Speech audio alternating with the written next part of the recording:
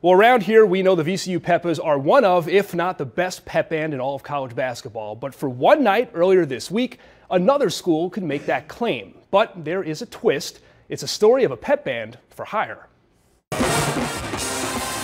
Some students walked in there looking at us like, who are they? We didn't know what we were getting ourselves into. We didn't really know much about Mount St. Mary's. On Thursday, Mount St. Mary's in Maryland hosted Robert Morris, one of their biggest rivals. The game was televised nationally, and the Mountaineers coach thought his game day environment could use a boost.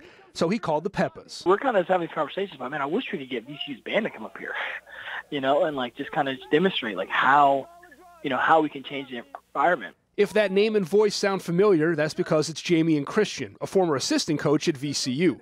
Now at Mount St. Mary's, Christian's usual pep band is just a handful of kids if they show up to the game at all. Bringing the noise, man, and bringing that energy into a place that they hadn't been before and just, rocking out like it was a Siegel Center. I want to try to create some experiences that our students remember forever, and I think we created one yesterday. For one night only, VCU's legendary pep band was rocking someone else's arena. There were some students walking in before we actually played, and they were wondering, who this bigger student section was already, kind of to the left.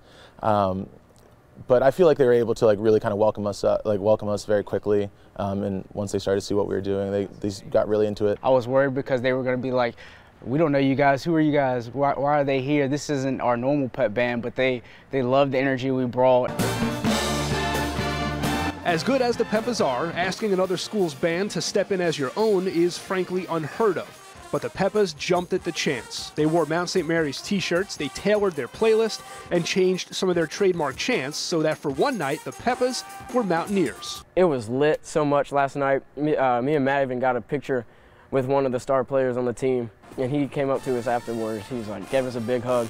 He's like, man, that was an awesome experience. About 40 of the Peppas' 120 performers made the trip. Mount St. Mary's paid for the bus, they fed the group before and after the game, and they made a $1,000 donation to the band. On campus, every person, administrators, janitorial staff, students, everyone was talking about them. They came up to us before and after and thanked us so much for being there.